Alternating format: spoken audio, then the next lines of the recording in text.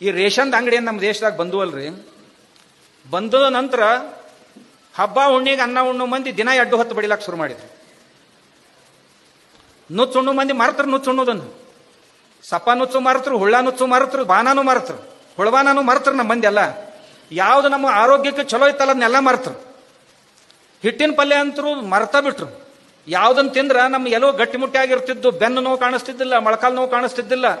ನಾವೊಬ್ಬ ದೊಡ್ಡ orthopaedic surgeon ಕೇಳಿದೆ, ಎಲ್ಲೂ ಗಟ್ಟಿ ಆಗಿರ್ಬೇಕಾದ್ರೆ ಏನ್ ಮಾಡ್ಬೇಕ್ರಿ ಅಂತ. ಅವ್ರಿಗೆ ಭಾರತ ಸರ್ಕಾರ ಪದ್ಮವಿಭೂಷಣ, ಬಹಳ ಹಳಿ ಮನುಷ್ಯ, 80 ವರ್ಷ ವಯಸ್ಸೈತಿ, ಇನ್ನ ದಿನ 22 ಕಿಲೋಮೀಟರ್ ಓಡ್ತಾನೆ, ಡಾಕ್ಟರ್ ರಾಮಾಣಿ ಅಂತ ತಿಳ್ಕೊಂಡು ಬಾಂಬೆದಾಗ.